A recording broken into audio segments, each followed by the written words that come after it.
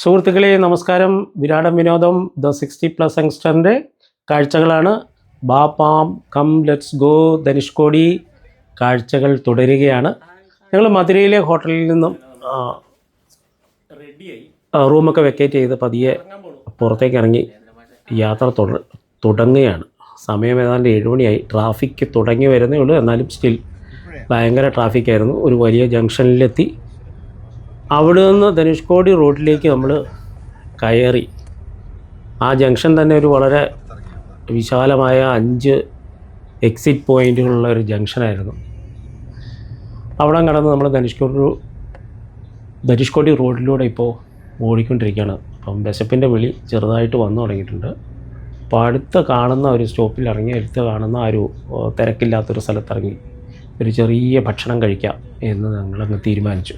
അങ്ങനെ അത് നോക്കി ഇങ്ങനെ ഈ പോകുന്നത് വൈഗ നദിയുടെ സൈഡിലൂടെയാണ് കേട്ടോ. വൈഗയാണ് നമ്മുടെ ഇടതുവശത്ത് കാണുന്നത്. ആ മതിലിനപ്പുറം വൈഗ നദിയാണ്. അങ്ങനെ ഒരു ചെറിയ റെസ്റ്റോറൻറ്റ് കഴിഞ്ഞു. ഒരു റെസ്റ്റ് റൂമും ഇതുമൊക്കെയുള്ള റെസ്റ്റോറൻറ്റ്. അതവിടെ സെൽഫ് സർവീസാണ്. അപ്പോൾ അവിടെ പോയി അവിടെ ഉള്ളതിൽ ദോശയും അന്നേരം തന്നെ ഉണ്ടാക്കുന്നുണ്ട്. അവിടുന്ന് ദോശയൊക്കെ കഴിച്ചു. വീണ്ടും നമ്മൾ യാത്ര തുടർന്നു.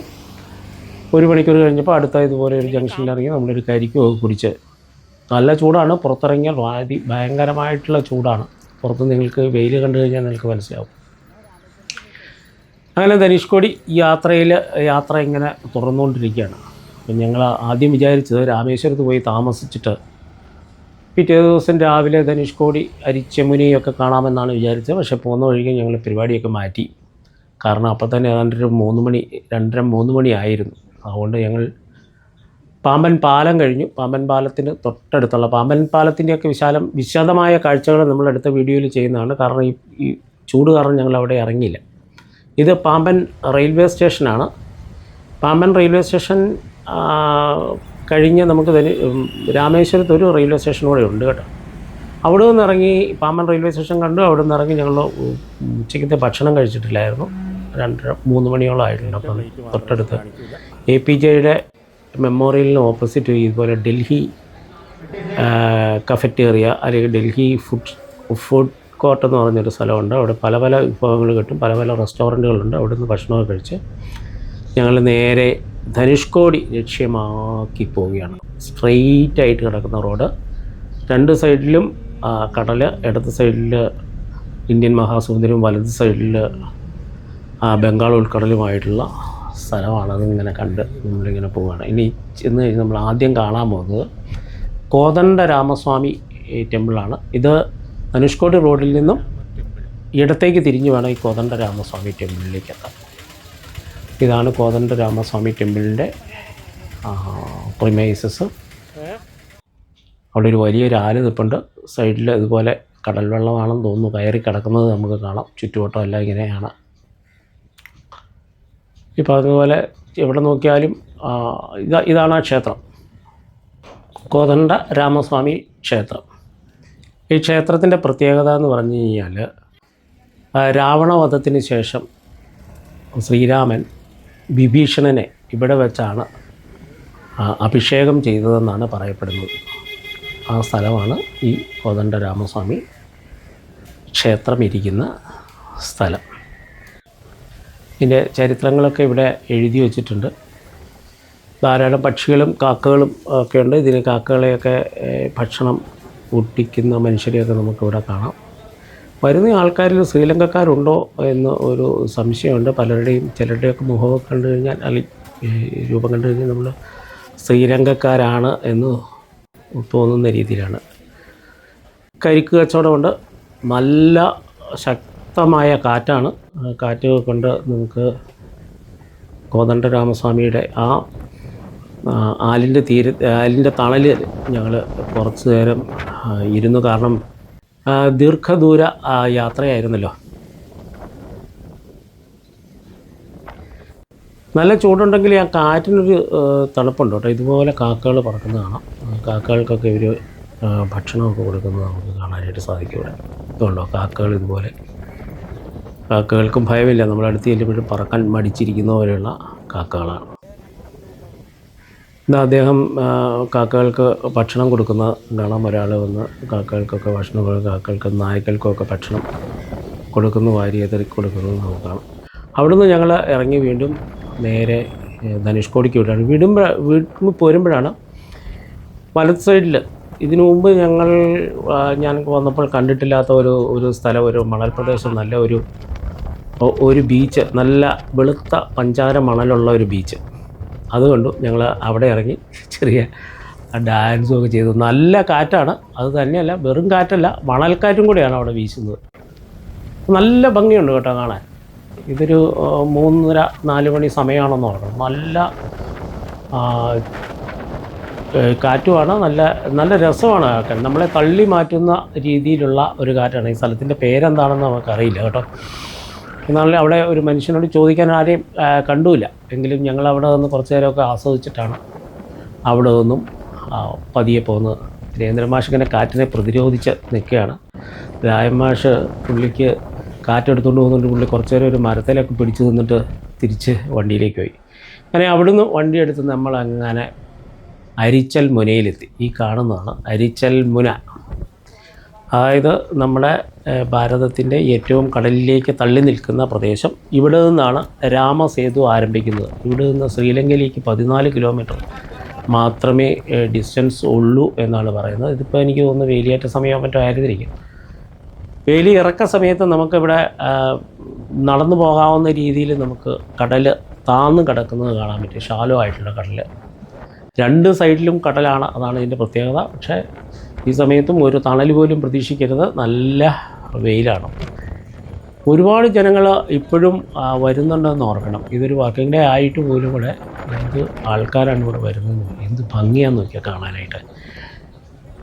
ഞങ്ങൾ ഏതൊക്കെയാലും ആ ടിപ്പിൽ വരെ വണ്ടി കൊണ്ട് നിർത്തി ബോർഡിൽ എഴുതി വെച്ചിട്ടുണ്ട്. ഇത് ഉദ്ഘാടനം ചെയ്തത് പ്രധാനമന്ത്രിയാണ് 2017 എന്ന് എഴുതി വെച്ചിട്ടുണ്ട്. 2017 ഉദ്ഘാടനം ചെയ്ത പ്രധാനമന്ത്രിയാണെങ്കിൽ തീർച്ചയായും നരേന്ദ്രമോദി തന്നെ ആയിരിക്കണം എന്ന് കരുതാം. ശിവദാസൻ സാർ അതിൻ്റെ മുകളിലൊക്കെ കയറിയത് ഞങ്ങൾ കുറച്ച് ഫോട്ടോയൊക്കെ എടുത്ത് കടലിൻ്റെ ഉപ്പ് നിറഞ്ഞ കാറ്റുകളും ഒക്കെ കൊണ്ട് കുറച്ച് കക്കകളും ഷെല്ലുകളും ഒക്കെ, രായൻ സാറാണ് ഇതിൻ്റെയൊക്കെ ആൾ, അദ്ദേഹം അതൊക്കെ കുറേയൊക്കെ വാങ്ങി ഞങ്ങൾ കുറേ നേരം നമുക്ക് ആസ്വദിക്കാം കേട്ടോ. ശരിക്കും സന്ധ്യാസമയത്തായിരുന്നു ഇത് രസം. അവിടെ നിന്ന് ഞങ്ങൾ പതിയെ തിരിച്ചു. കാരണം എന്ന് വെച്ചാൽ ഒന്ന് കാറ്റിൽ മണൽക്കാറ്റും ഉണ്ട്, അതുപോലെ വെള്ളം തിരയടിച്ച് ഒരു സൈഡിൽ നിന്ന് തിരയടിച്ച് നമ്മളുടെ മേത്തേക്ക് തെറിപ്പിക്കുന്നതുണ്ട്. 2 കടലും 2 രീതിയിലുണ്ട്. വെള്ളമൊക്കെ ഇങ്ങോട്ട് തെറിപ്പിക്കുന്നത് നമുക്ക് കാണാനായിട്ട് സാധിക്കും. വീണ്ടും ഞങ്ങൾ അവിടുന്ന് പുറപ്പെട്ടു. 1-2 മണിക്കൂർ, 1 മണിക്കൂറിൽ മിച്ചം സമയം ഞങ്ങളവിടെ സ്പെൻഡ് ചെയ്തിട്ടാണ് പോകുന്നത്. നമ്മൾ കരിഞ്ഞു പോകും പോലുള്ള ചൂടാണ്. 2 സൈഡിലും കടലും ഇങ്ങനെ ഒരു സ്ട്രിപ്പാണിത്.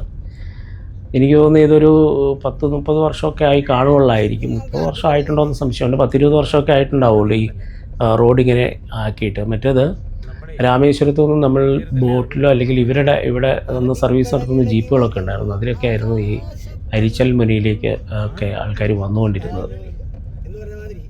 വെള്ളം അടിച്ച് കയറുകയാണ്. ഗ്ലാസ്സൊക്കെ വൈപ്പ് ചെയ്യേണ്ട ഒരവസ്ഥയിലാണ് ഞങ്ങൾ അവിടുന്ന് പതിയെ നീങ്ങി. ഇത് നമുക്ക് അനുഭവിച്ചറിയണം, പറഞ്ഞറിയിക്കാനായിട്ട് സാധിക്കില്ല. മണൽക്കാറ്റുകളാണ്. മണൽക്കാറ്റടിച്ചിട്ടാണ് ഈ മണൽ റോഡിലേക്ക് വീണ് കിടക്കുന്നത്. കണ്ടാലത് മനസ്സിലാവും. ഭയങ്കരമൊരു അനുഭവമാണ്. ഈ കാണുന്ന ഒരു വലിയ വാച്ച് ടവറാണ്. ഇത് അധികം നാളായിട്ടല്ല ഈ വാച്ച് ടവർ ഉണ്ടാക്കിയിട്ട്. അപ്പം വാച്ച് ടവറിൽ ഒന്ന് കയറണം. അതിനു മുമ്പ് ഇതാണ് ഈ ഗോസ്റ്റ് വില്ലേജ്. അതായത് 1964 വെള്ളപ്പൊക്കത്തിൽ നശിച്ചുപോയ ഒരു ഗ്രാമം ഉണ്ടായിരുന്നു ഇവിടെ. ആ ഗ്രാമത്തിൻ്റെ അവശിഷ്ടങ്ങളാണ് നമ്മൾ ഇവിടെ കാണുന്നത്. നമുക്ക് എന്താണേലും ആ വാച്ച് ടവറിൻ്റെ മുകളിലൊന്ന് കയറി നോക്കി എന്താണ് കാഴ്ചകളെന്നൊന്ന് കാണാം. എൻട്രി ഫീസ് ഉണ്ട് കേട്ടോ. 20 രൂപയോ മറ്റായിരുന്നു തോന്നുന്നു. എൻട്രി ഫീസ് കൊടുത്ത് നമുക്ക് കയറാം. മുകളിലേക്ക് സ്റ്റെപ്പ് കയറേണ്ട, ലിഫ്റ്റുണ്ട്. ലിഫ്റ്റിൽ കയറി ഏറ്റവും മുകളിൽ പോയി കഴിഞ്ഞാൽ നമുക്ക് രാമേശ്വരത്തിൻ്റെ ധനുഷ്കോടിയുടെ അങ്ങേയറ്റവും ഇങ്ങേയറ്റവും നമുക്ക് ദൂരേക്ക് കാണാൻ പറ്റും. അതൊരു ഭയങ്കര എക്സ്പീരിയൻസാണ്. നിങ്ങൾ തീർച്ചയായും ഒന്ന് ഈ ടവർ, ഞങ്ങൾ ഫാമിലിയായി പോയപ്പോൾ ഞങ്ങൾക്ക് ഈ വാച്ച് ടവറിൽ കയറാനായിട്ട് സാധിച്ചില്ല. അത് അന്ന് നമുക്ക് ബിസി. അതൊരു വൻ നഷ്ടമായിപ്പോയി. ലിഫ്റ്റ് കയറി ഏറ്റവും മുകളിൽ നിന്ന് കഴിഞ്ഞാൽ ചുറ്റോട് ചുറ്റും ഗ്ലാസ് ഇട്ടിട്ടുള്ള സ്ഥലമാണ്. ഇവിടെ നിന്ന് ഇത്രയും ഉയരത്തിൽ കാണുന്നത്. ഇത് ഈ നേരെ കാണുന്നത് അരിച്ചൽമുനയിലേക്ക് പോകുന്ന റോഡാണ് ഈ കാണുന്നത്.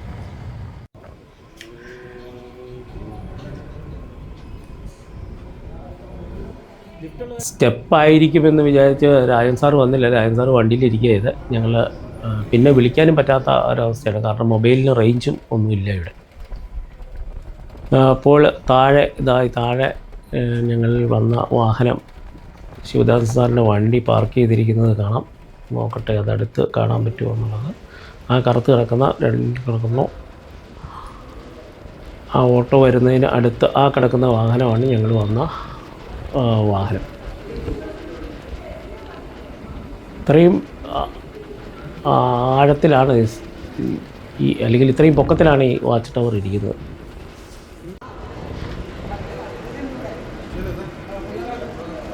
ഇത് നമ്മൾ ഇതാണ് അരിച്ചൽമുനയിലേക്ക് പോകുന്ന റോഡ്. രസം അങ്ങേറ്റത്ത് അരിച്ചൽമുന കാണാൻ പറ്റുന്നുണ്ടാവുമോ? അത് കാണാൻ പറ്റിയിട്ടില്ല. എന്നാലും നിങ്ങൾക്ക് കാണാമെന്ന് തോന്നും. ഇനി ഞങ്ങൾ വീണ്ടും താഴെ ഇറങ്ങി വന്നു കഴിഞ്ഞപ്പോൾ അവിടെ മീൻ അന്നേരം തന്നെ പിരിച്ച മീനൊക്കെ കിട്ടുന്ന സ്ഥലമുണ്ട്. നമുക്ക് വേണമെങ്കിൽ വാങ്ങി കഴിക്കാം. പക്ഷേ ഞങ്ങൾ കഴിച്ചില്ല. കാരണം എറണാകുളത്ത് കിടക്കുന്ന നമ്മൾക്ക് ഇതിൽ നല്ല ഫ്രഷ് മീൻ, ഇത് അത്ര നല്ല മീനായിരുന്നില്ലെന്നാണ് ഞങ്ങളുടെ കൂട്ടത്തിലുള്ള മത്സ്യ എക്സ്പേർട്ടുകളുടെ അഭിപ്രായം. അങ്ങനെ ഇതാണ് ഗോസ്റ്റ് സിറ്റിയിലെ പൊളിഞ്ഞു പോയ ദേവാലയം, ചർച്ച്. വെള്ളപ്പൊക്ക സമയത്ത് സുനാമി വന്നപ്പോൾ പോയതാണ്. അന്ന് ഇവിടെ ഉണ്ടായിരുന്ന റെയിൽവേ സ്റ്റേഷൻ്റെ ഭാഗങ്ങളാണ് നമ്മൾ ആദ്യം കണ്ടത്. ഈ ചർച്ചാണ് ഇവിടുത്തെ. ആ മോണ്യുമെൻ്റ് ഇപ്പോഴും സൂക്ഷിച്ചു വെച്ചിട്ടുണ്ട്. ഇതിന് ചുറ്റും ഇതിന് മുമ്പില്ലാത്ത രീതിയിൽ ഇപ്പോൾ ഒരു നടന്ന് പോകുന്നതിനുമൊക്കെ ആൾക്കാർക്ക് സൗകര്യങ്ങളൊക്കെ ചെയ്തു വെക്കുന്ന രീതിയിൽ അറേഞ്ച്മെൻറ്റ്സൊക്കെ ചെയ്തിട്ടുണ്ട്. ഒരു കാലത്ത് പള്ളിയായിരുന്ന സാധനമാണ്. അതിൻ്റെ ബാക്കി പത്രമാണ് ഇപ്പോൾ നമ്മൾ ഈ കാണുന്നത്.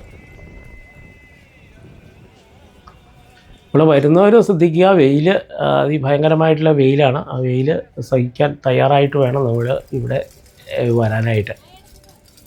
അപ്പോൾ അതിന് വേണ്ട കൂളിംഗ് ഗ്ലാസ്സോ തുപ്പിയോ എന്താണെന്ന് വെച്ച് കഴിഞ്ഞാൽ ഇതാണ് ആ പള്ളിയുടെ തൊട്ട് ബാക്കിലുള്ള ബീച്ചാണിത്.